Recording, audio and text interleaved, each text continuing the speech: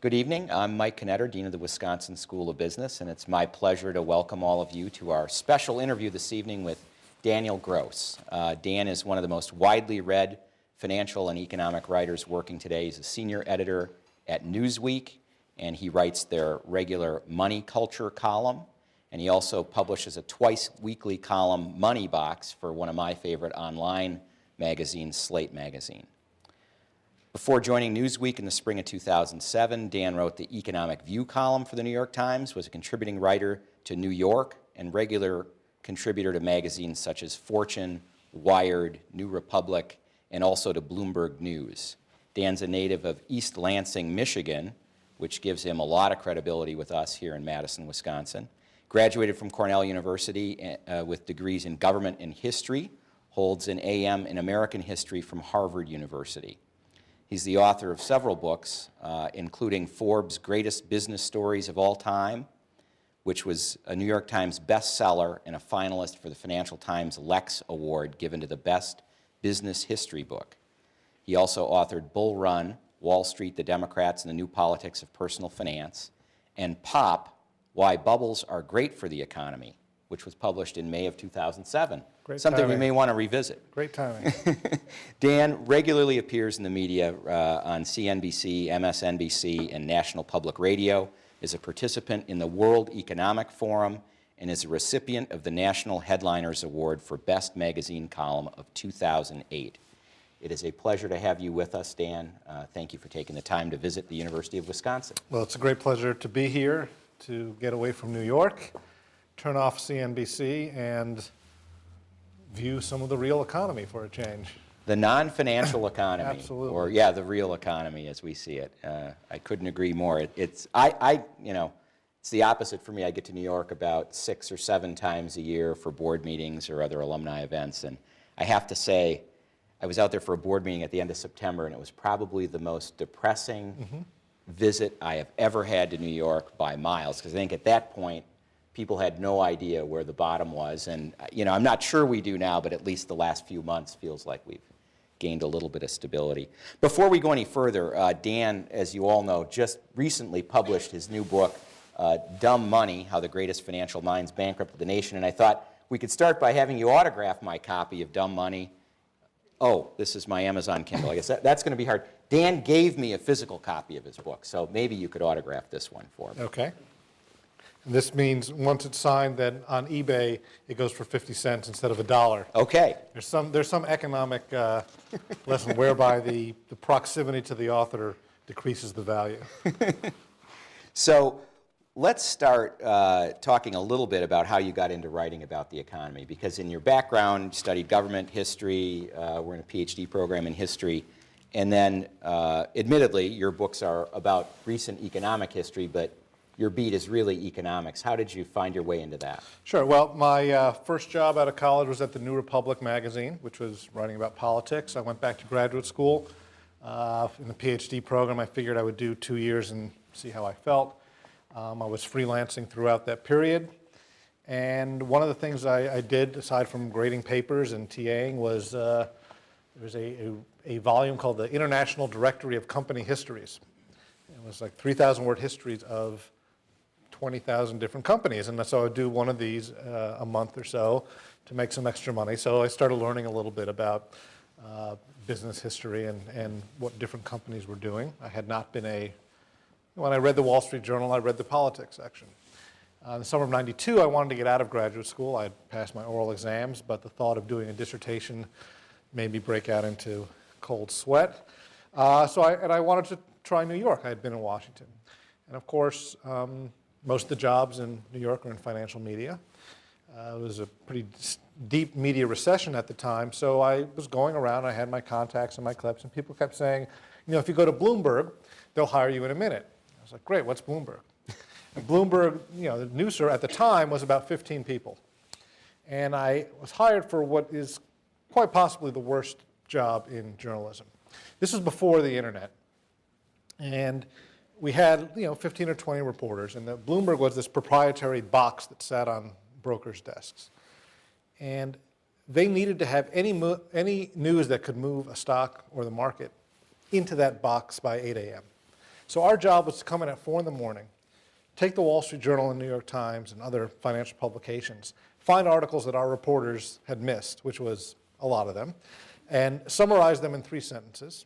Say, the Wall Street Journal reported this, and then add a sentence of proprietary Bloomberg content, something about their stock price or something, zap it out over the wire so that when a broker came in at 7:30, they knew what was what. So I basically spent a lot of time just reading financial publications. That was my first sort of education, if you will. The school of hard knocks. So when you read about the economy, I'm curious, who do you pay attention to? Are there economists that you find useful? Are there business journalists that you follow? I'm just wondering, what does a person like you track? So, every day, New York Times, Wall Street Journal, Financial Times, Washington Post, I look at. And, The Economist, Fortune, Business Week, et cetera. There are a bunch of great economic bloggers. Brad DeLong, from the University of California, Berkeley. Paul Krugman, who in addition to writing the column has a blog. Greg Mankiw from Harvard, slightly different perspective, but very instructive. Larry Summers was doing a great column in the Financial Times. It was probably some of the best writing on the financial meltdown. People I talk to and interview, Nouriel Roubini, and the RGE Monitor, which they put out, has a great deal of stuff. Ken Rogoff from Harvard. And then there are a lot of good, very lucid Wall Street, well, not as many, but David Rosenberg of Merrill Lynch, and as I'm able to get a lot of kind of research zapped to me. HSBC out of London has a great team that writes about the U.S. and global economics, a guy named Stephen King. And we're just very fortunate to be in this world where there's so much stuff out there, and that because you're a member of the press, you get a lot of stuff zapped to you that other people have to pay a lot of money for.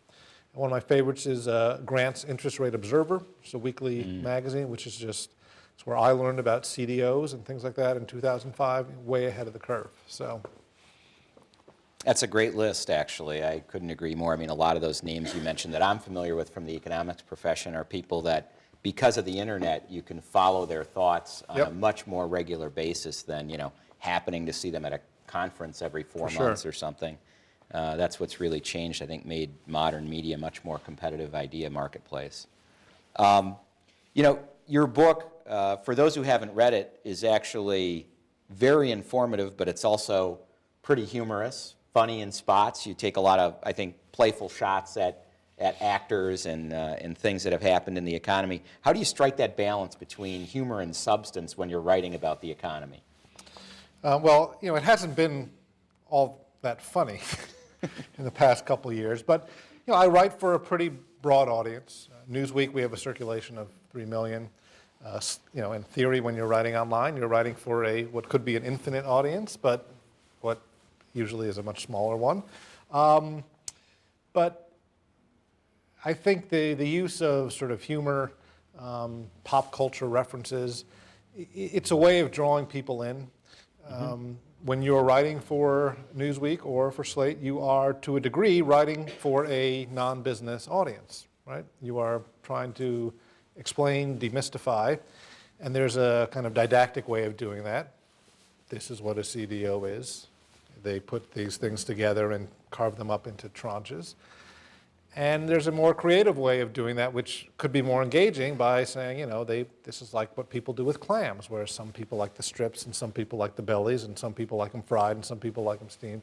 And, so I think your challenge is, in a environment where there's so much out there, trying to have a distinctive voice, but also trying to draw people in who are not sort of reading it for work, or who may not be your natural readers, and yet at the same time trying to write it at such a level that professionals might also get something out of it.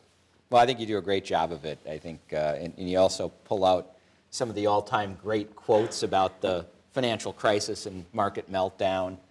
Bonner had a great quote, I think, about the stimulus package or TARP. Yeah, anyway. Let's get into the themes of the book. The title refers to the greatest financial minds that bankrupted the nation. it reminds me of an old skit on Saturday Night Live called I Ruined It for Everybody. And that was a skit about a talk show where the host would invite on guests whose behavior had been so egregious it destroyed an entire social convention.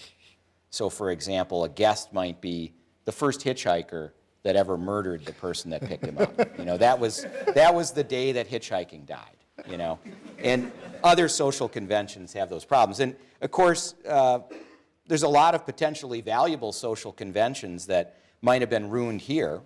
Investment banking as we know it, financial innovation like securitization or subprime lending. Maybe I'm being generous calling it financial innovation. See, I've been captured by the economics and banking professions. But many of these conventions really do have value, but recent events are going to make it probably difficult for them to resume, at least in their prior forms. So if you're the host of today's I Ruined It for Everybody, and it's about the recent financial crisis, who are your three guests? Who do you want to have on the show? Only three, huh? You only get three. Give me your top three. Right. We'll go for more. And this is the challenge, because the thing that's so amazing about this crisis, I lived through and reported on the dot-com boom in the 90s. And a lot of those companies that came from nowhere and became $10 billion companies and then crashed were founded by, no offense guys, kids. They were recent graduates of college who were wearing flip-flops and who had never lived through a business cycle and never run anything. And so, was it any great surprise that a lot of these pets.com and this.com crashed? The thing about this decade is that this was the production of 50, 60, and 70-year-old men who had lived through the 87 market crash and who ran gigantic institutions, who had lived through ups and downs, who had all this collective wisdom, who had demonstrated great capabilities in times of crisis in the 90s.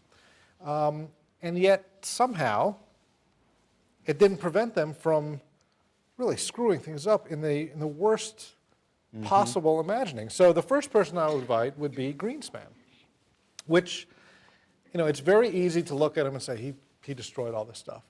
You have to weigh it against, I think, if he had not taken this final term, probably the greatest central banker in history ever, among them.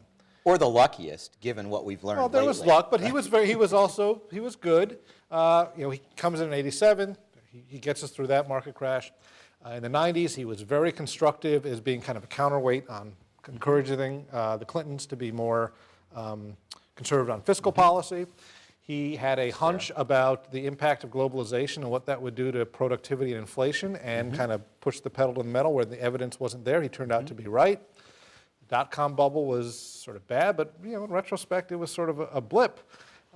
He got us through, we had a brief recession, and we came out of 9/11 with our economy and institution intact. So if he had kind of cut it off there, he would have said he's a genius, and he was the maestro, and he did all this stuff.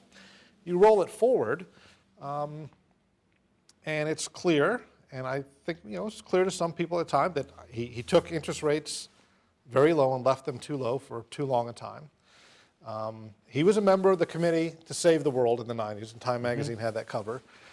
This decade, he was a member of the committee that set the world on fire, right? The proliferation of cheap money. Certainly one of the architects for speculation of cheap money, right. Helped light speculative booms in not just housing and credit, but also commodities, et cetera.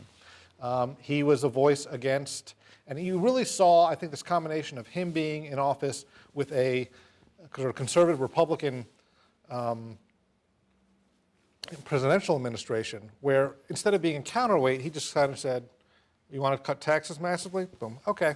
And he had so much moral authority that if he had said boo about anything they did, it would have put the brakes on it. You want a Medicare entitlement program that costs who knows how many trillion? Yeah, okay. Capital gains, dividend tax, more tax cuts, spending, et cetera, et cetera. At no time did he stand up and say, this is fiscal madness. So I would ding him for that.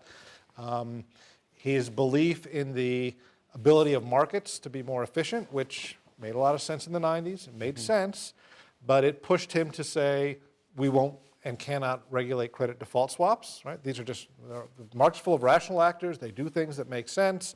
This is just another form of that. And there's also evidence that people inside the Fed, like Ed Gramlich, were coming and saying that this subprime stuff is out of control. We're in charge of regulating some aspects of banking. We should be looking more closely and discouraging these sorts of things. The evidence seems to suggest that he shunted that aside. So that's the first guess. He can sit at the head of the table. He can stay for a while by himself. The second, you would have to get someone from the sort of the shadow banking mortgage industry, right? These non-bank lenders that instead of taking deposits and lending, went to Wall Street, raised oodles of capital, and then kind of tasked brokers to go out and find people. So Angelo Mozillo, Countrywide Financial, became the biggest non-bank mortgage lender. You know, they had stores, right? These were financial products. They were selling them like crazy. Subprime, prime, you name it. That company failed. Bank of America took them over. It didn't exact a large cost from the taxpayer, but he was really emblematic. You know, he was the sort of perpetually tan guy, the big promoter of the industry. And the third, I think I'd have to split it between, say, Chuck Prince, and the former CEO of Citigroup, and Steve Schwarzman, because we've had a Washington person in policy, we had a California person on sort of non-bank lending, and you have to have the Wall Street representatives. Schwarzman represented, he was the CEO of Blackstone. This kind of, one of the things I read about in my book is that we like to think this originated in subprime and it had a lot to do with housing, that people in corporate lending did the exact same stuff. They securitized the loans, they lowered their guard, they went to insane amounts of leverage, and he was the sort of, this is the biggest private equity firm. They sold shares to the public right at the top. And then Chuck Prince, who was the CEO of Citigroup, he was a lawyer who was brought in to kind of clean up after the 90s excesses. And what does he do? He goes and presides over a series of lending excesses greater than anything they did in the 90s. Professed not to really understand what a CDO was and all this stuff. He couldn't be bothered with that. And he had the best, to me, the line that most epitomizes the kind of upside-down world which we were in, which is the summer of 2007. It's clear, all this crazy lending to private equity deals, 40 billion, 30 billion, 20 billion, buying companies with no money down. It's clear the cycle is downshifting. And someone said, why are you doing this? And he said, well, as long as the music is playing, you have to keep dancing. We're still dancing. So a bank with a $2 trillion balance sheet should be the most powerful bank in the world. And he was sort of a puppet on the string of private equity people, and just anytime whatever they wanted, he had to give them, and he felt like he had no choice in the matter. Never mind his fiduciary duty, his duty as a citizen, his duty as an employer of 300,000 people, just shovel the money out the door. So those would be my invites. That's a pretty good list. And I'm sure it gets difficult, at that point. There's probably other good candidates, but let's leave it at that. We can come back and do some mop-up duty later if we need to. Dumb money actually distinguishes between 3 stages of the financial crisis. In your terms, there's the period of cheap money, the period of dumb money, and then the period of dumber money. Can you tell us a little bit about that progression and kind of how you explain the crisis through those chapters? Yeah, so the era of cheap money, it starts sort of at 9/11 and goes through 2004, where you have Greenspan, we're in recession, Fed lowers rates. Greenspan reacts to 9/11 by, we've got to get the economy moving again, takes rates, and he takes the federal funds rate down to 1% and leaves it there. Right? So the short-term rates are low as low can be. At the same time, we have this expanding trade deficit. We're buying all our plastic goods from China and all our petroleum from the Persian Gulf, so we're sending all these dollars overseas. And how do those dollars come back to our shores? Well, we're not really pleased about the Chinese buying stocks or assets of companies. This is the Chinese government. We don't want the government of Kuwait and Dubai to be buying American companies. In fact, when a company affiliated with the Dubai government bought Ports World, which controlled the port of Baltimore, Congress went nuts. So the safest thing for them to buy were government bonds. And if they wanted a little more yield, Fannie and Freddie bonds, which had the implied guarantee. So we have all this money perpetually being recycled into the long end of the yield curve, bringing interest rates down, so cheap money. And it goes into housing, which is the most leveraged product or purchase people make. And it was actually very good that we had this nice housing boom in 02, 03, 04 because our economy continued to lose jobs after the recession ended. And when you think about jobs that are created by housing, architects, decorators, construction people, insurance agent, mortgage broker, blue collar, white collar, no collar, they're all local. They're all domestic by definition. From November 01 through the spring of 05, something like 40% of the private sector jobs created were in housing. So this was all to the good. And rising home values allowed the shadow banking system to come in and say, let's tap into that home equity and give you some consumer spending money. So Greenspan did a paper with another guy at the Fed that showed mortgage equity withdrawal, which is the cash we're extracting from refinancing, and home equity was up to like 9% of consumer spending in 05 at the peak.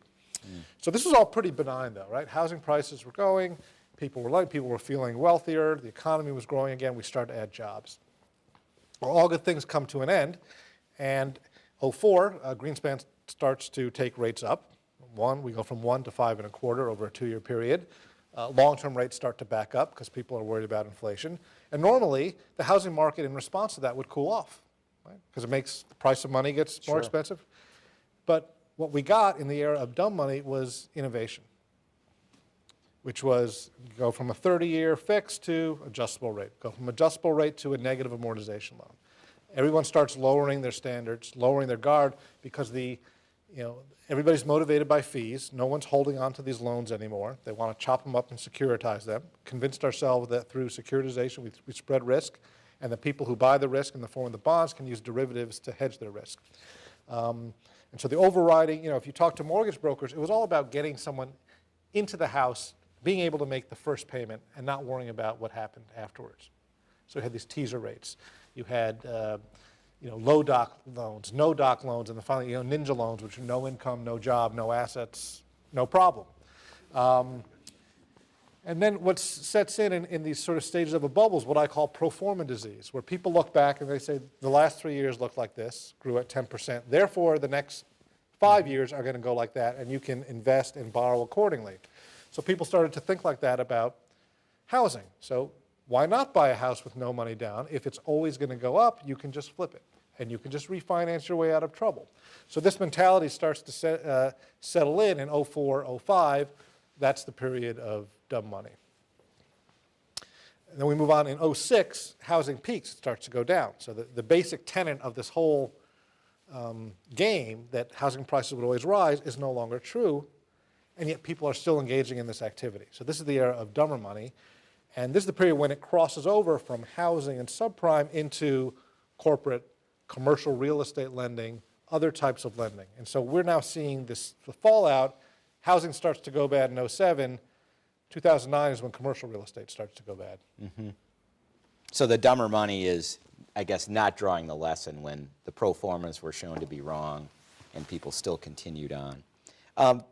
It's funny, I haven't read Pop, Why Bubbles Are Great for the Economy. But it's funny to me that you'd written that around the time all this was going on. And so what's the premise of that book? Well, this goes back to my, having studied history, and in summer of in 01, when the fiber optic meltdown happened, and there was this great tendency to declare the whole thing was a con, right? Right. We've been scammed, deluded. And you look back at what happened with the telegraph and the railroad. The exact same thing, the exact same cycle, and the exact same rhetoric. People latched onto this new technology and new economic assumptions. They thought the technology would change the economic assumptions. You see people talking about the telegraph, basically saying that we're not going to have inventory problems anymore because people have instant communication, right? We're going to do away with the business cycle, which is what they said about the internet. Sure. People thought the internet was going to usher in a world of world peace because everybody would be able to communicate. They said the same thing about the telegraph. And the same cycle happened. The people who put the telegraph wires all went bankrupt. People who built the railroads in the 1880s, we had major excess capacity. In 1894, 1/3 of railroads were bankrupt. But when we look at those episodes, that's when sort of the books get commissioned about the demise of Enron. But when you take a longer view, that's only half the story. because we didn't tear up the telegraphs, and we didn't tear up the railroads, and we didn't tear up the fiber optic cable. And in fact, what you got as a result of this bubble was a integrated nationwide system that had become suddenly cheap, right? And when you get a new capital structure behind it, you now have a pervasive new infrastructure. And the genius of Americans is that we figure out what to do with that. So all the telegraph companies kind of go bust. You get a kind of a few companies that end up surviving and owning it, but you get Western Union, the concept of sending money by wire, which you couldn't do at the height of the bubble because these systems didn't connect with each other. But now you could. That business is still around. You got the Associated Press. Newspapers band together and they buy capacity in bulk. This is when the Chicago Board of Trade got going, because you realize now you can have a national market for information. Right? It was only because of that excess building that it rolled out that quickly. With railroads, before, if you were a retailer, your customer base was people who could walk to your store. Now that railroad went everywhere, Chicago was the hub. It's no mystery why Sears, Roebuck, and Montgomery Ward invented mail order retailing out of Chicago, because they could reach anybody in 2 days. And so when you look at the Sears catalog, it's like looking at Amazon.com today. This world of goods that were available to people because of that. So these bubbles all had some lasting infrastructure when they leave behind, that they left behind a new commercial infrastructure or a new technology that others can use for new types of businesses that were not imagined during the bubble. That's when they're beneficial. So look, let's go back to the dot-com. So 2001, Global Crossing, WorldCom, all these are going bankrupt. 5% of the fiber optic cable was in use. And so the price of everything associated with the internet, office space in San Francisco, programming talent, Aeron chairs, plummets, right? In addition, during bubbles, we build this commercial infrastructure, and we also build what I call the mental infrastructure, which is all this money is spent on hype and promotion, trying to get people to do things differently. So in the 90s, if you signed up for an Ameritrade account, they would give you $400. And there are all these kind of crazy discounting going on. A lot of businesses ran on negative margins because they wanted to get people in the habit of buying books and stocks and things online. So those companies may fail, but that mental infrastructure stays.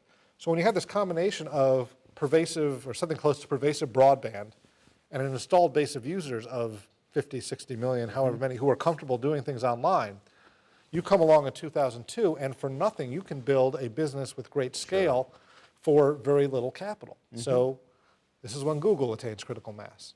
YouTube, MySpace, all the Web 2.0 companies were built kind of get critical mass in 02, 03 on the wreckage of that bubble. And had we, the difference between the US and Europe is very instructive, because there they get a new technology and the government gets involved at an early stage, and they slowly, rationally string the telegraph wire from town to town, and then the railroads and fiber optic. And so you don't get this messy frenzy, but you also don't get that type of innovation and all the spin-offs. So I think this is the sort of price we pay for getting a lot of this stuff, because our system does not tolerate, and we don't want the kind of government to get involved. The government always helps, provides incentives, it provides tax breaks, provides a nudge, but we don't want the government to say, we're going to have broadband now and this is how we're going to do it.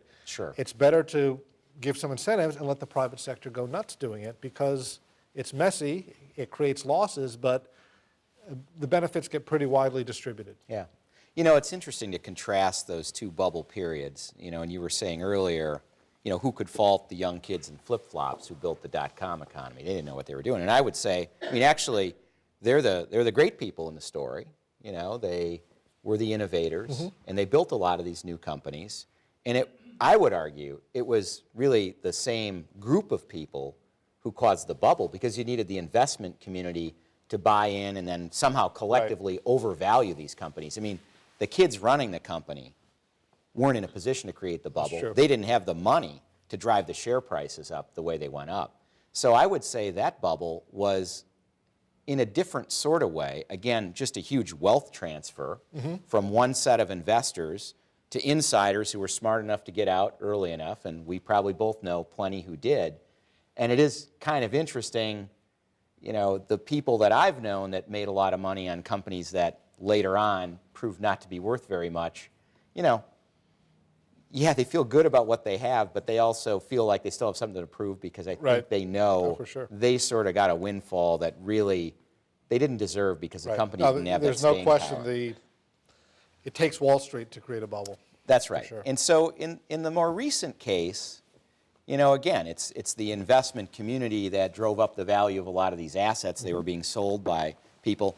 There was, I would argue, there will be some lasting benefits. So what's the thing that we built too much of? Housing, and you know, house prices are going to come down. Now, Right. if you're a pre-existing homeowner, you may not like that, but if you're somebody who needs to buy into the housing market in the future, well, there's the lasting innovation from this episode, or one of them. Is there anything in the financial innovation that you think will last? Absolutely. Because I think it's too easy to dismiss finance as something that isn't value added because you can't touch it, or Right. but really, you know, we've come a long way, obviously, over history. My parents bought their house with cash. They think I'm a lunatic because I have a mortgage for, you know, hundreds of thousands of dollars. But, you know, I think they should have been in their house a lot sooner than they ever were. So Right. what will come out of this as the innovation that, you know, has durable value? Well, you look at, a few things. You look at some of the services that were built up, like Zillow or Domania, if you ever use those, which are enormously beneficial for consumers. I mean, one of the crazy things about housing was it's this market that everybody participates in, but information was kept so closely held, right? You know, the listing service, and only the brokers knew what the prices were and what the people had paid for them. Well, now you can go and you can find out, and you can use it for sort of prurient. You meet someone at a party, then you can go and figure out how much they paid. And if you want, you can go in town hall and see how much debt they have on their house, right? But that's enormously. I didn't know that. You can go down to town, well, maybe you can't here, but I think generally Just there's a great blog called Irvine Housing Blog. Oh, okay. Where Yeah, this yeah. guy every day puts up a property and kind of charts, someone bought it for 500, then they took a HELOC for 350, and now, and documents what happened. So you can get that information. It's the epicenter of a lot of the housing Absolutely. innovation, yeah. So that is enormously empowering as a consumer. And when you think about housing of this market, it's the biggest thing anybody ever buys. And there are a lot of inefficiencies built in and a lot of lack of information flow. In theory, empowering people with more information will make them better and smarter consumers. So I don't think that goes away. And also I think, when we talk about mental infrastructure, the sort of mindset, not so much the idea of flipping condos with no money down, but this whole refinancing culture. I mean, for everybody who got burned refinancing, you could point to 5 or 6 people who refinance from a fix to a fix to a fix and save themselves tens, hundreds of thousands of dollars over, and that's enormously beneficial. That's a big contributor to consumer spending, and we're seeing it now. Huge volumes of refinancing. People have been trained to sort of watch interest rates, to read an amortization table, and the systems that enable us to do that cheaply, underwriting systems, credit scores, whatever those things are in place, although Fannie and Freddie are now sort of the government doing it. But there's a lot of that activity going on. And I think that mentality sticks around. Yeah. So making people smarter consumers of housing and sort of smarter owners. And smarter investors, maybe. I mean, what's the future of mortgage-backed securities and maybe the credit default swap market? I mean, is there anything good to be said about those markets, and will there be some long-term? Well, I saw that with securitization, I think people I spoke at an asset-backed securities conference in the fall of '07, and they were pretty down in the dumps, and I don't think they had the conference this year. Because one guy came up and said, I think it's not good to have that many depressed people issuance together. is going to be down 80% next year. And they all were like, what? And issuance was down 80% in the next year. I think what we forgot was that securitization is a tool. It wasn't the algorithm that guaranteed you make money. It was like a wrench. I mean, it's a little more complicated than a wrench, but admittedly. And so in the hands of a skilled craftsperson who is careful with their handiwork, it's a great tool.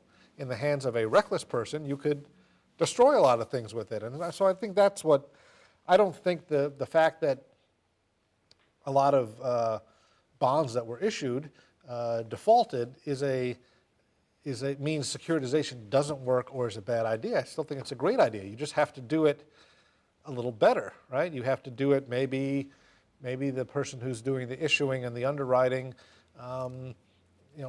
keep some skin in the game. Maybe Yeah. we start doing covered bonds like they do in Europe. I mean, that's securitization. That works quite well. So I think people, if they have been wanting to write it off, are sort of too quick to do it. With credit default swaps, again, great idea, but the biggest writer of credit default swaps was AIG, and now, whether you want to call this fraud or stupidity, they had no intention of paying off their claims, right? Because if they had any intention of paying off their claims, they would have put money aside, They would have been or they might have provisioned. priced them at a level that would have been rational. needed Instead, more spread, they collected a few premiums, spent it on other stuff, on compensation, and didn't put any money aside. So that was, Las Vegas bookies without the juice. Yeah. exactly. So Interesting. there is room for someone to issue credit default swap who wants to run it like an insurance business and not like Yeah. a hedge fund. Right. Yeah, one of the interesting things in this, I think it was really the misalignment of incentives that you're getting at, where people are making money simply on the deal flow, the transactions, and they don't have any skin in the game. And I guess what shocked me at the end of it all, I was kind of figuring that the investment banks that were bundling stuff up and selling it were really selling it all. And of course, they were holding 30 or 35% of a lot of the material they created. So they actually did have skin in the game, which is, I think, a bigger indictment of their ability. Well, to, some of that was reluctant. They had amassed a certain amount of stuff, and then the wheel yeah, that's true. stopped, It was and they just couldn't piling get it up, out the yeah. door. But they also had internal proprietary desks Exactly. that were trading this stuff. And So had pretty big positions themselves, yeah. So that was interesting.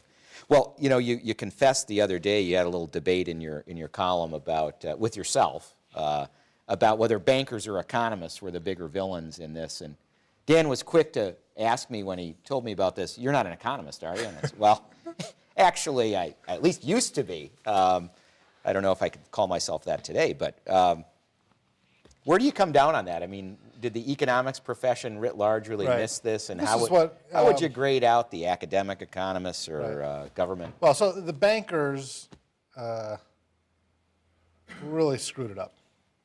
Okay, these guys were paid more than anybody. They had more social, political, cultural incentive to preserve their capital and their institutions than anybody else, and they failed so miserably that not only did they blow up anybody who touched them financially, but they inflicted this massive cost on the taxpayers. And when you think about the things we won't be able to do as a nation because of this, it's mind-boggling.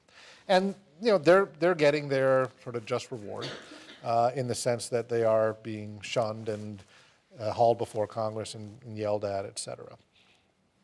So yeah, the consensus is Maybe getting a few unjust rewards too along the way, but things we won't get back, yeah.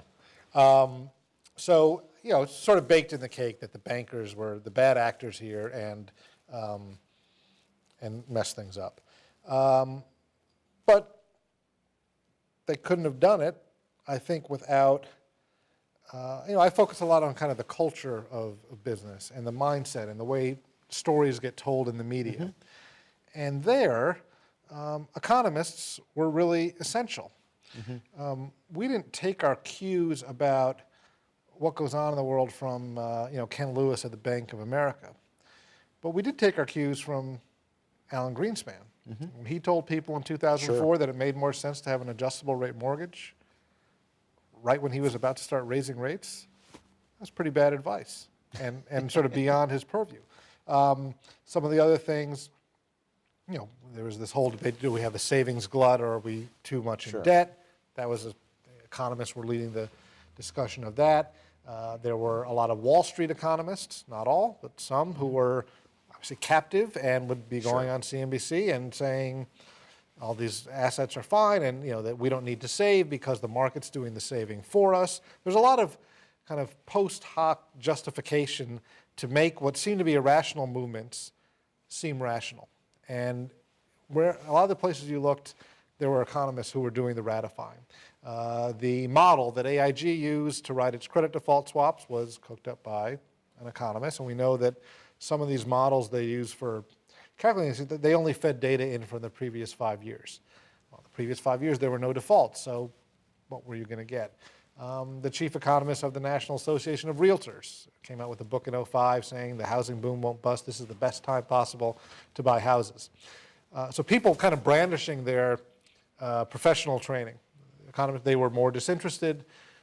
Bankers, you can't take them seriously. We need better entry barriers as a profession, I guess, huh? No, Some of these economists are conflicted, of course, right? Right. The National Association of Realtors Right. economists, what's he going to say, right? But What's a Wall Street economist going to yeah. say? But we know we can't trust bankers because they're all about just getting money. They're not intellectuals. They're not sitting there studying things.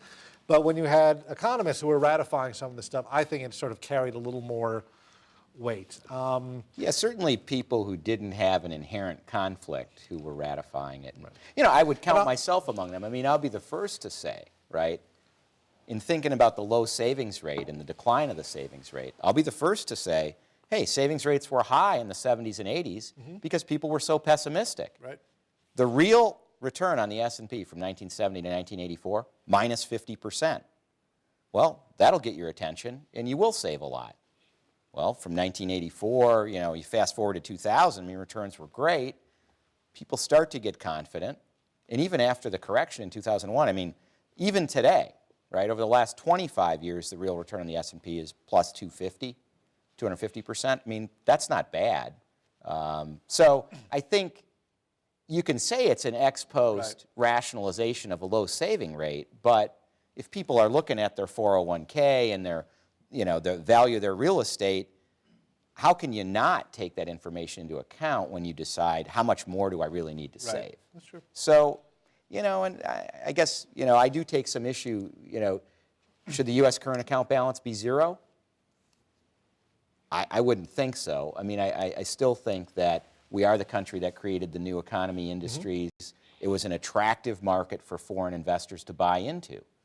What are we going to take in exchange for that? We chose to buy their goods and services rather than buy their assets, which probably makes some sense. So I think certainly things were too frothy, but it's not as simple as people want to make it sound, like we'd all collectively lost our minds and we're, I think, the thing with because I worked for several years, I edited a magazine for another business school. I worked a lot with economists. I did the Economic View column in the New York Times. We can say the Stern School of Business. There you go. It's okay. They wrote a great book on the crisis, too. And I spent a lot of time when I did this column for the New York Times talking to professional economists who are smart, generally smart, dispassionate, intelligent, intellectually curious. And so, I think we probably expected more from them than from, so if you take like AIG, had on its board of directors, people like Richard Holbrooke, former Secretary of State. I don't expect him to be aware of what's going on at that company. Right. But it had Martin Feldstein, one of the greatest living economists, head of the NBER. He was on that board for 21 years. He was on the risk committee, I believe. Now,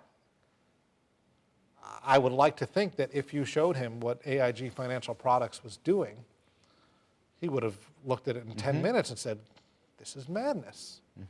But there's no evidence that he did. So there's maybe a double standard where I sort of expect some of these well-placed economists. Henry Kaufman was on the board of Lehman Brothers. Now, some of the people on Lehman Brothers board are out to lunch. As you're on corporate boards, there are people who add value, and there are people who are there because they're celebrities. If I'm one of the ones out to lunch? No. No, but there are people who are there because of their professional capabilities. Right. There are people there who are, they're from the political world, or they're a celebrity, or for whatever reason. So he was on the head of the risk committee at Lehman Brothers. This was a company that had $650 billion in debt and leverage of 30 to 1. Now, you can understand why an investment banker would do that. This is how they get paid. But it seems to me an economist with as deep an experience as that would look at that and after 5 minutes would say, this doesn't, there's a lot of stuff that could go wrong here. Yeah, and that's the job of the director. Right. It's a question of how much the directors are able to look at and process in what is the reasonable amount of time. I mean, really, first and foremost, you're there to evaluate the CEO, performance, succession planning, things like that, and how deeply they dig into the different aspects of the business. I think you're right. With AIG, their financial products division was exploding and generating so much value that you'd think they'd dig into what was behind that a little bit more. So that's fair. Well, I'm actually, the list of economists that you said you read, I think that's a group of people you get pretty good insights from, and I think, they represent the profession well. So, but it's true. You know, you're going to get a lot of diverging views out there. I mean, Mankiw would see things very differently than Joe Stiglitz, but they're both pretty smart people. Absolutely. At some point, you know, economics becomes, you know, there's value judgment intertwined, and it's hard to say who's right and who's wrong. How do you think the Obama team has been handling the economy since they've taken over? What sort of grades would you give to Geithner, Summers, let's say Bernanke, even though he's not really an Obama team member, and Obama himself? How do you feel they're Well, doing? I think the only fair grade is incomplete Sure. at this point. And Give them a midterm, you know. midterm, It's just the midterm grade. They had the first exam. How did they come out of the gate? B minus. B minus. One of the What's the median grade in your class? what? We got to know. Are you a tough grader, or you know? Sounds pretty I think tough by I think MBA I'm a pretty standards. tough grader. Yeah. Okay. It'd be hard to find a group that in recent history that you're given A to, right? They were pretty serious, Sure. Nixon, Carter, those are D's and F's. So if we're grading on a curve, I guess they're at the upper end. Because these people were out of power for so long, they spent a lot of time talking to journalists, and so I know pretty much all the members of the economic team. A lot of them actually were contributors to Slate. Sure. I have high regard for them personally. I met and interviewed Geithner on a couple occasions. Again, high regard. And one of the things about our sort of media world and the political world is the way we process reputation so quickly. Oh yeah. You're either you're a winner, amazing. you're the smartest guy in the room, then you're the a week It's later, amazing. and of course no one is ever as smart as they are at the peak, or they're the same person. And the reality over time it kind of evens out. And I think you saw this with Geithner in particular, where it's not that people thought he was so great, but they're just concluding after a week or two that he's dumb, stupid, bad. Yeah. It's like the career up to that point meant nothing. It was 2 weeks, and yeah. So I guess I'm a little reluctant to say that these people are suddenly a bunch of idiots. The other thing is that the degree of difficulty of the task they have is off the charts. We haven't had anything like this Sure. in quite some time, and there are. To me, I usually know what I think about something after reading a fair amount, talking to a few people. Some of the biggest issues, what to do with Citigroup, what to do with AIG. These are issues where you would take people, I think like Brad DeLong, Paul Krugman. They agree on 98% of things. But on the 2%, unlike the bailout, they're polar opposites. Right. So, and sort of bitterly so. So what are you to make? What is a mere mortal like me to make of that? Where Yeah. the people sort of you trust and rely on, who you feel like you're in general in tune with their worldview, then all of a sudden they are poles apart. Right. So that also makes it very hard to evaluate, because it's, I think they should be, where I would fault them is not being tougher with the banks. Citigroup is, to my mind, is not a business anymore.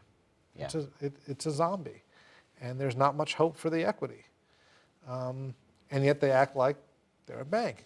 So somebody has to give them the message that they're not going to be there is no Citigroup anymore, and there shouldn't be one in a few years.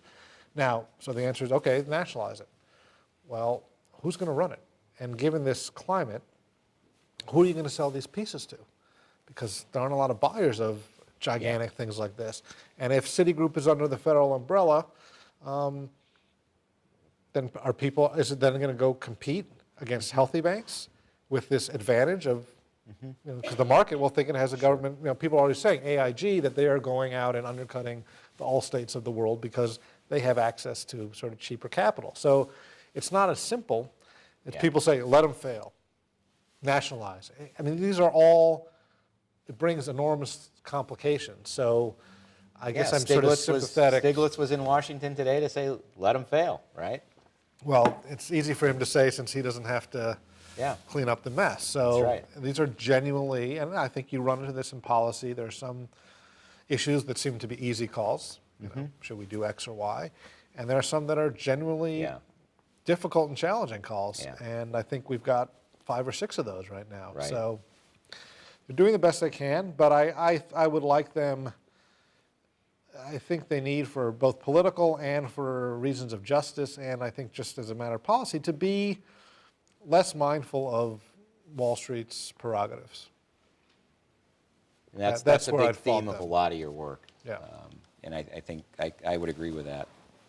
You know, I think some of what you're talking about, these discrepancies that we see between people who politically have very similar views and they're trained economists like DeLong and Krugman, it just points out something that I think a lot of people don't appreciate, and that is we really don't have very much data about economies. You know, I mean, you think we have a lot of data on the U.S. economy, but the economy right now and the problems we face are so different than even anything we had in the 1970s as to almost make that period useless from the standpoint of assessing, you know, what are you going to do with this problem, right? Right. You can look at other countries' experiences, but still, the institutional structure is different. There's been all this financial innovation. Connections between countries are much tighter than they were before. So a lot of the old analysis is really rendered useless. And you know, we're relying a lot on this also models. gets into why, you know, if you look back at this decade,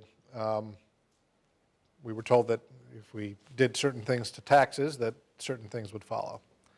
And those certain things did not follow. In other words, you know, our economy grew, median income didn't. And there are all sorts of reasons why. But what I think that in this age, sort of ideology for economists is now pretty useless, because the shape of the world, the globe's economic geography, was never static. But the pace of change is so rapid that what you thought the impact of something in 1992 would have been is so far beyond what it'll be today, because in the 90s you didn't have China growing at 10% a year or India growing at 8% a year. And the way that commodity prices have been banged around and the things that they're, you know, we're still the biggest economy, but we don't determine the direction anymore. And that should upend a lot of what you think about what doing things in the U.S. does to the world. And I don't think there's I don't know how you get your handles on around that in terms of constructing models, but I think we all have to be more cognizant of the fact that the pace of change and the things going on outside our borders, which we don't have even less a clue about, are really important drivers of what happens here.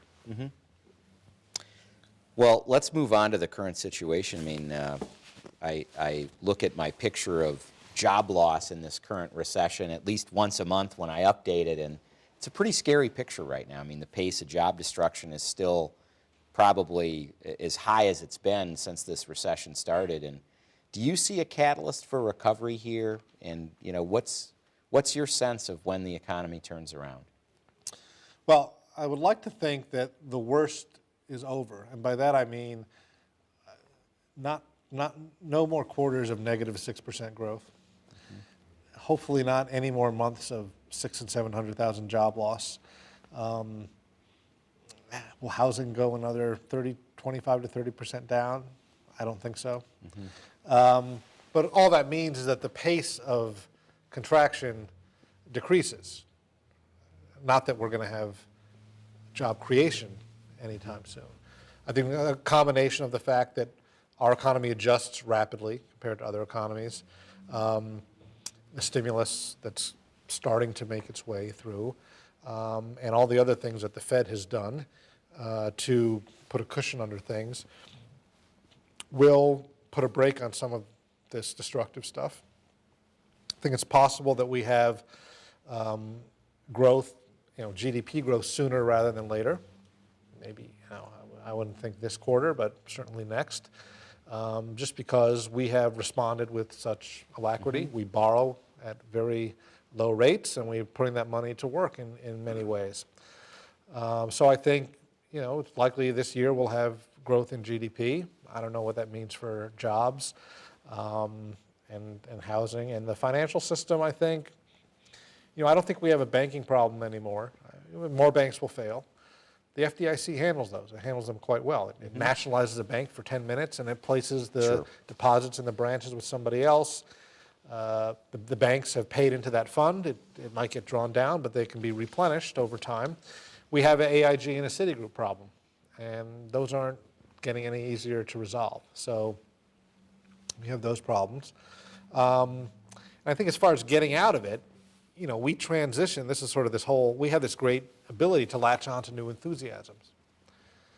Technology, telecom, and then when that went bust, we picked ourselves up and started running after real estate and credit and housing. So what's next? We need the Onion, which the satirical magazine said had a headline, "Nation demands new bubble to invest in." So, there was a period where maybe alternative energy was we toyed with that. But I think I don't. If we had a sort of bubble or boom in maybe efficiency or what I would call the smart economy, I think it would be helpful. It wouldn't get us out, but it would be, there's something to get enthusiastic about, and when you start to see some of that bubble mentality, it's surrounding this. And what I mean by that is, we had this alternative energy boom, and people were saying, well, we do this for branding, right? Makes people think we're cool.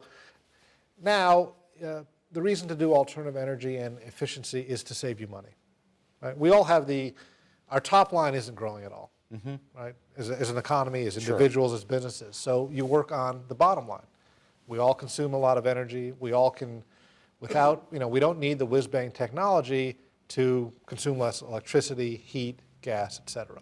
It's just a question of kind of behavior, a lot of this. Walmart had this experiment where they built some green stores to try to get yuppies to shop there. Yuppies are never going to shop at Walmart. At the same time, they said, well, can we increase our fuel efficiency of our truck fleet? And they did it within a year by 15%. Not with any great technology, just filling the tires, braking, et cetera. That's worth hundreds of millions of dollars to them. Every company can do that, right? And so when you see the fact that a lot of the stimulus money, if someone gave me $3,000 to spend on my house a year ago or 2 years ago, I would have bought a new granite countertop. That's what everybody else, right? Now I might go buy some insulation, especially because there are all these new tax breaks that the government is subsidizing that type of activity. Now, say I can get this kind of advice at home, Dan. What? Don't tell me that we're going to redefine like me feeling good at 66 degrees as great utility compared to 70. I don't think you have to sacrifice the quality. That's the thing. It's things that don't sacrifice the quality of life. And so the government they're going to refurbish all their buildings to make them more energy efficient. There are things you can do, I think. And the question for economists is how much we can get out of this. If we have some sort of digitizing health records, right? A drive for just going from this sort of dumb money to being smart about the way we use resources. I agree with you, by the way. All kidding aside, I think there is an element of some savings to be had in areas where we've become very inefficient as a society. A lot of that stuff, imported energy. If we can find our way off that, that's its own little stimulus package, right? So I assume that the people at McKinsey or maybe the National would run some numbers and saying, if we had this kind of nationwide drive for efficiency in areas like energy, and you see companies doing this instead of business travel, they're doing teleconferences, right? When economic times are tough, you start thinking about, do I need to spend this money? And if those sort of things can become a permanent part of the way you operate, you've increased your margins, right? So there is some amount, I don't know what percentage it is, that we can kind of increase our efficiency and operating income, which will go along, it will certainly help in this deleveraging process, freeing up cash to pay down debt, consume, spend. I don't know how long. Carter tried some of that stuff, I think, but anyway. I think we have greater tools at our disposal to do that today. No, and I actually think, one of our problems as a country is we haven't put a high enough floor under gas prices or oil prices to stimulate the kind of innovation that I think you'd see in this country in a high-price regime. And so, we've ceded a lot of that territory to other countries that have higher taxes, and I think we could be a world leader in that kind of innovation, but it's just never made sense because you haven't had sustained high prices. Right. So, to me, that's a double loss because if we're taxing it, we're discouraging consumption of something that generates huge negative externalities, something we have to import, and then we're also not able to get the market share we might get in other countries with energy-efficient products. Absolutely. So, but this imperative, companies are going through this, we're going through this, at Newsweek, everywhere. It's you have to make do with less, right? You got to either accept salary cuts or Are any fewer staff and faculty here? Did everyone hear Dan? We have to make do with less. Okay. Companies are, do that. you can use the crude way of doing it, which is to sort of fire 10% of every, or shut down, or you could try to approach it in a more holistic manner and say, okay, this is everything we spend money on. What sorts of things can we do so that we're doing what we do now but not spending and consuming as much resources in doing it? I think that's an exercise that pretty much every large company is going through right now. We'll see what kind of results that yields. This is inspiring. Cancel the reservation at Magnus tonight. I think I've got some wheat thins There up you in go. the office, Dan. Anyway, why don't we turn it over for some audience Q&A? I would love to hear any questions from the audience for Dan. I have more questions I could ask. Do I need to use a mic from over here? You should. Or can I just, There we go. Uh-oh. thank you. Let's see what time we've got here. We still have 20 minutes for audience questions. Thanks. I was just wondering, going back to your earlier years, given your background in history, did you find yourself essentially teaching yourself a lot of the economic stuff that you're very, very familiar with today, like deducing it just from reading, or did you find yourself going back to textbooks and trying to reteach things that you didn't know, or did you already know this stuff? Or No, I mean, the beauty of journalism is that you learn on the job and that every day you're learning something different. You get to call people up and you can either feign ignorance or just say, tell me about your business. Tell me about your paper. People are very happy to talk about themselves. So it's you just have to be open sort of to the learning. I think that, if I had taken more economics courses, would certain things have been a little easier for me as I was going along? Probably. But, especially with the internet today, I mean, if you want to understand and just kind of poke around in what happens to unemployment rates and how unemployment rates align with payroll job numbers, right, which people do papers on and you might have a whole lecture about, you can look at it for 15 minutes and talk to someone and you'll get a real education on it, and that becomes part of your tool set.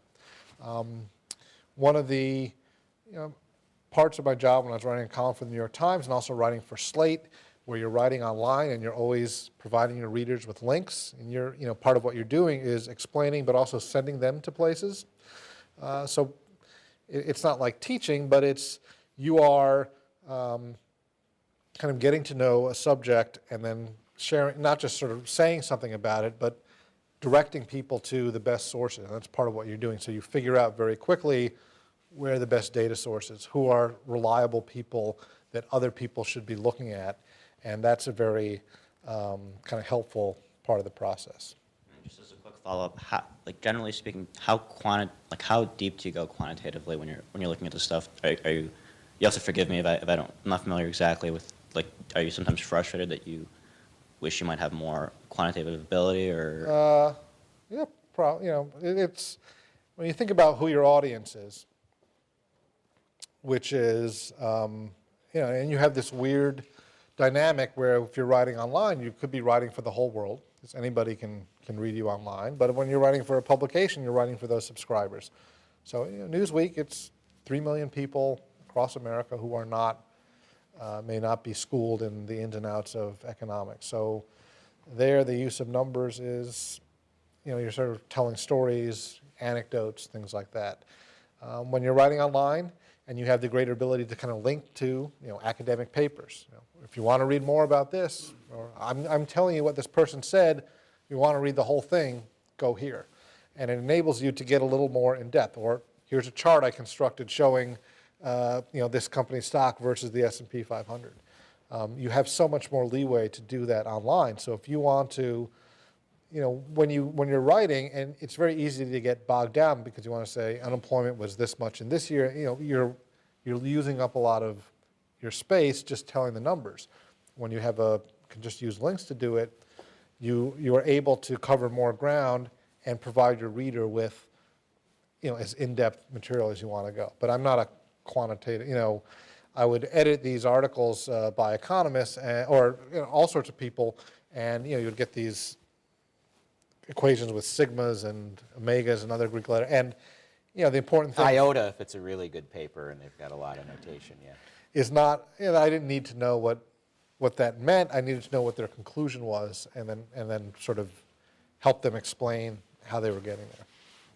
Yeah, it's interesting, and please take the microphone to another question, but the Stern School book, I mean, it was put together by 33 faculty members at the Stern School. It's chock full of data, and it covers, the same story that you're writing about in, pretty short volume with, it's easy to read, but I don't know, I think you probably arrive at many of the same conclusions they do. They probably document the case for their points in a more systematic fashion, but, I think there's room for both of those because, as you pointed out earlier, the Stern School book is not going to be, widely read. It gets too technical and it's a little bit dry.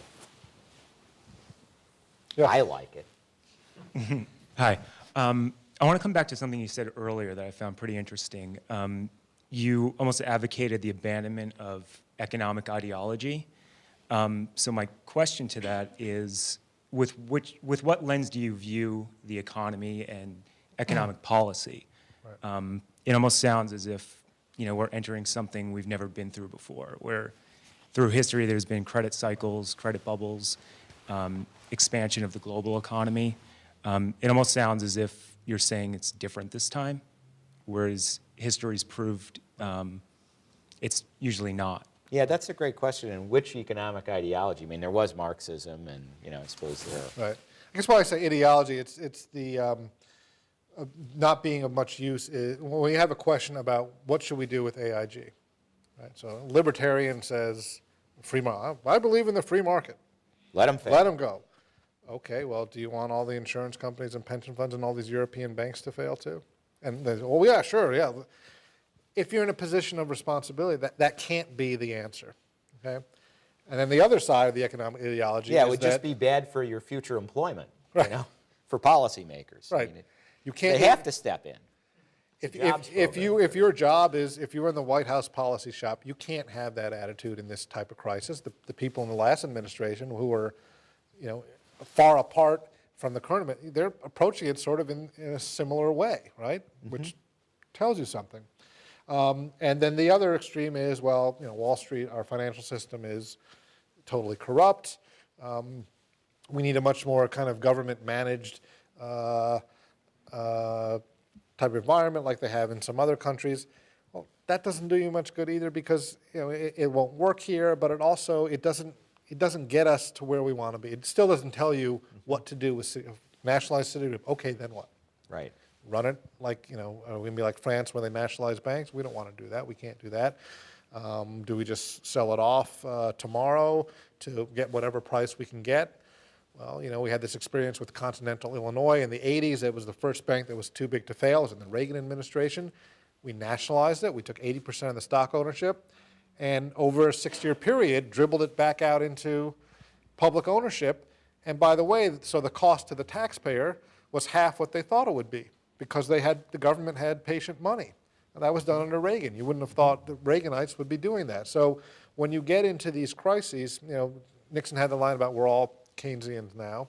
I just think it's very, as much as sort of cable TV wants to put people up to say one thing or the other, for the people who are in positions of authority, and if you're running a company, it just doesn't do to have a kind of dogmatic, ideological approach to it. Maybe the Reaganites forgot they were in government. They thought they were running a business. I don't know. And, as far as, I happen to think that a lot of the economic policy and the presumptions behind policy of the last 8 years, which, I found them to be kind of crude. Cut taxes on capital and this will happen. You look at the last 16 years, we have a pretty good case study. We had 8 years where taxes on capital were high, taxes on marginal rates were high, right?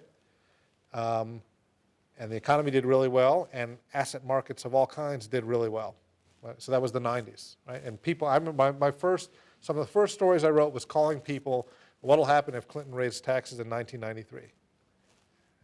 oh, it'll kill the economy. Well, we had the greatest peacetime expansion history. Then we get a new crowd comes in 01 to 08. If you told 10 economists or 100 economists, we're going to cut marginal income tax rates, cut capital gains, cut dividend rates, be very friendly, they would have said, oh, the economy's going to do really well, stock market's going to do really well. Well, the economy didn't do that well. The stock market produced essentially no return in 8 years. I mean, it did okay through 07, but ended in tears. Asset markets of all kinds have done pretty poorly. So what is the conclusion from that? That maybe these tax changes don't matter that much because there are all these other factors going on? Or that maybe what you thought about the impact of, I think people make way too much of taxes. We have them in a pretty narrow band here, so that going from 33 to 36, 36 to 39 will not have the same impact of going from 70 to 50 or from 50 to 39. Couldn't agree more. There's way too much emphasis on that. And there's way too much noise in these other factors in the background that I think make it really hard to say, well, we cut taxes and X happened over the next 5 years. I mean, so many things besides taxes. So that's part of what I mean by sort of, losing some of the ideology. There's this I think it had been a pretty broad consensus sort of in the middle about where we are. And then you've got all these kind of new players, the behavioral economists who are getting a lot of attention and juice now, who I think have a lot of interesting things to say because they can explain why a lot of things that orthodox economists would tell you are supposed to happen don't happen.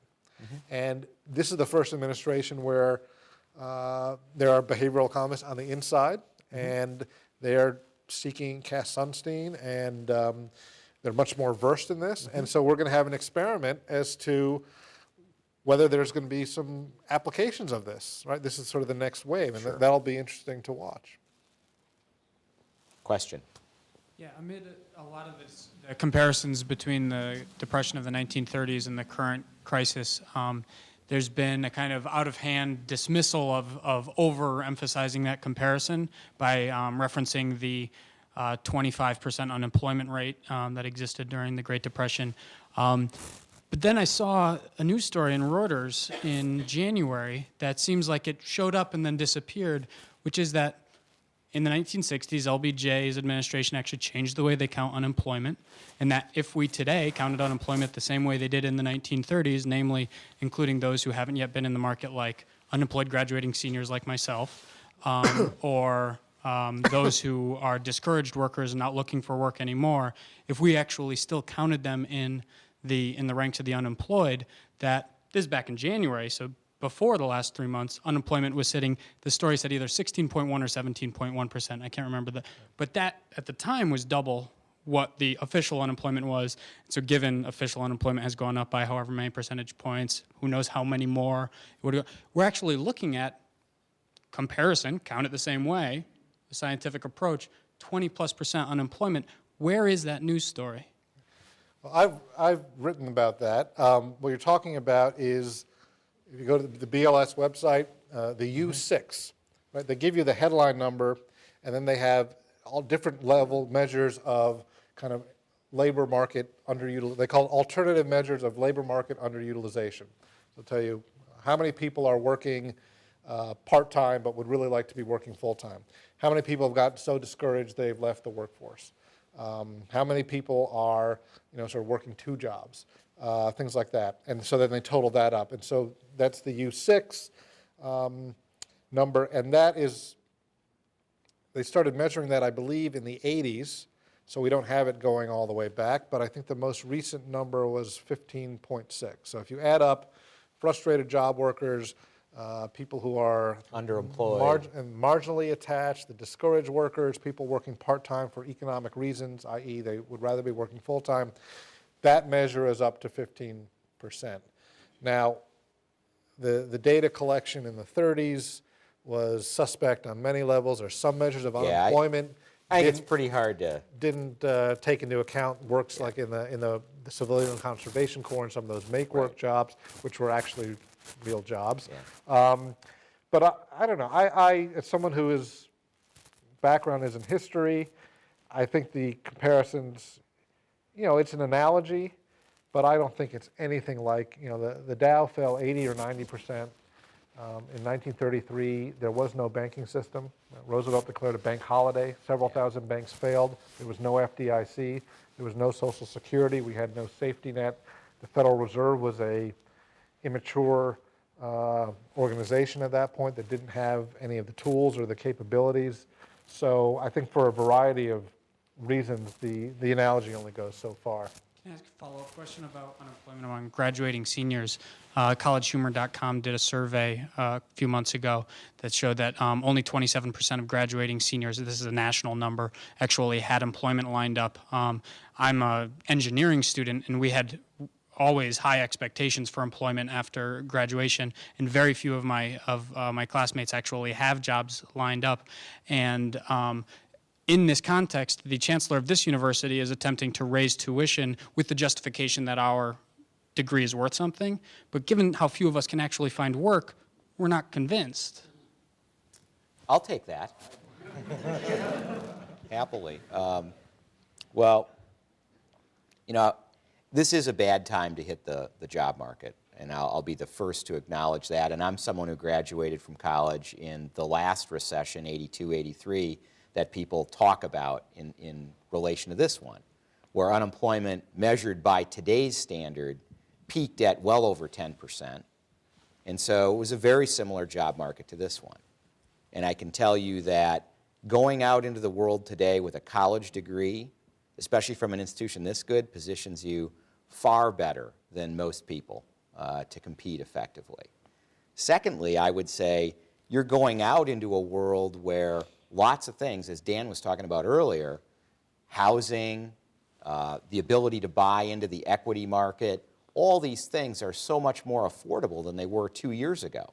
So in many respects, while it'll take longer to find your first opportunity for most graduates, it will come. And when it does, your generation, your cohort that graduates now, is actually in a great position to start building from there.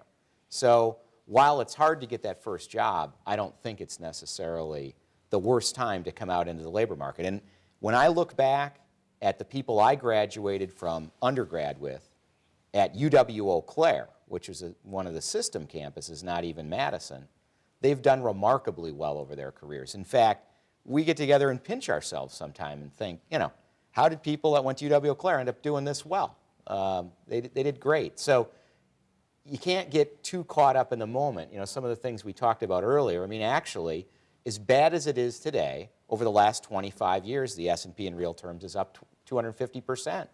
It's not, you know, it's not the end of the world. It's going to be a tough path back. You know, and whether this is the right time or the best time to raise tuition, you know, I think the chancellor's phasing in a tuition increase over 4 years. It still leaves this school's tuition well below other Big Ten institutions, and I think if you look at the outcomes of our students by any metric, that positions us as a vastly better value than other schools. And it's a question of, you know, do people want to invest in quality or not? And, you know, who should pay the tab? And it'd be nice if the state paid the tab. I personally think the biggest beneficiaries, the most fortunate people in this state, are people that get to go to this university. So I don't think asking the median taxpayer in Wisconsin to pay that marginal cost of quality is fair. I think asking those of us who benefit most from it to shoulder more of the burden makes sense. But, you know, that's a value judgment, and, you know, we could go back and forth on that. But I think the state has invested a lot in this university. It's one of the best public universities in the world. Can I say that on bigthink.com? I think we have time for one more question, and then we wrap it up. Sean Cleary. Dan, in your opinion, what was the government role in the financial collapse, and when do you think that role actually came into play? You know, there's been theory that in the early 90s, with the start of the deregulatory push, that was it, 98, with the Fannie and Freddie situation that occurred then. You know, so back possibly even, you know, within the Clinton administration and that regime, Bush, and administration thereafter. Where do you think the critical point was where the pervasiveness of the attitude of what's gone on in the environment related to the collapse occurred, And also along with that, separating the presidential administrations to the actual Congress itself, how do you feel about how that comes into play? You know, this is I don't focus that much on the sort of regulatory and Washington in my book, in part because a friend of mine is doing a book that's coming out in about 2 months. His name is Barry Ritholtz. The book is called Bailout Nation. It focuses almost exclusively on the role of the Fed, credit raters, SEC, et cetera. A lot of blame to go around.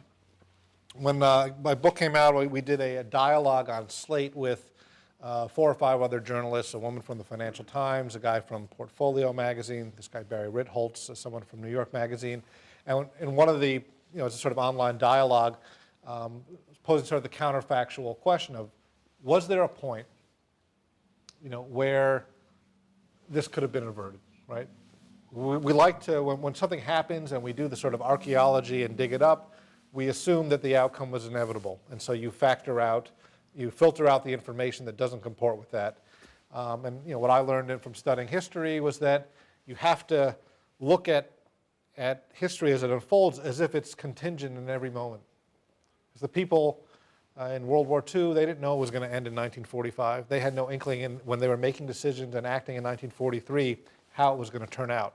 And so when you're telling the story, you have to try to recreate that sentiment and the kind of choices people faced. So the question is, were there a moment where somebody, if they had done something differently, if they had flipped a certain switch, could have stopped this?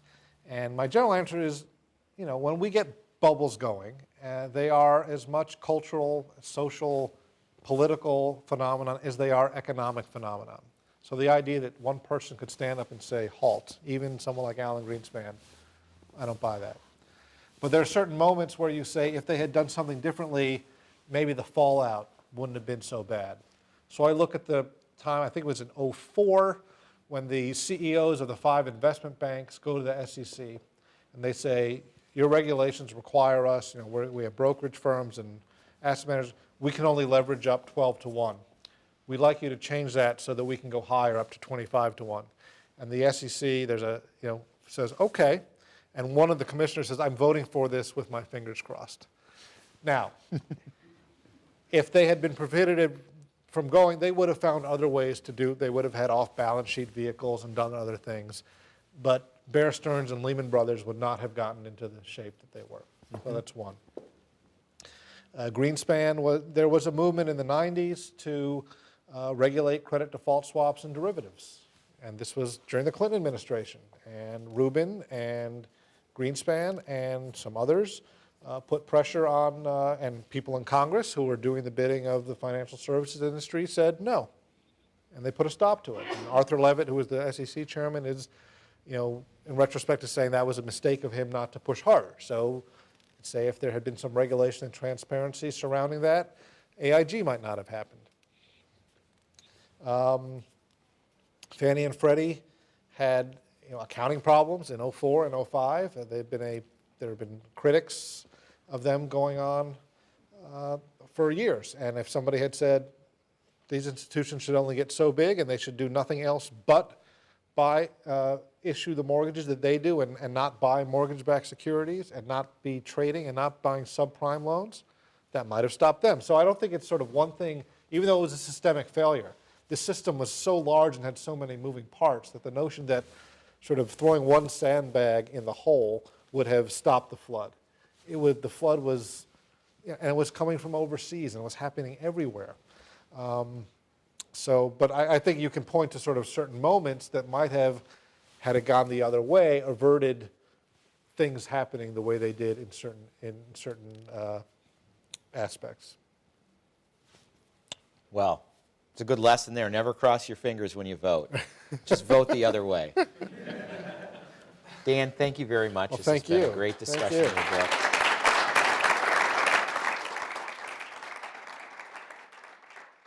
Pleasure to have you with us.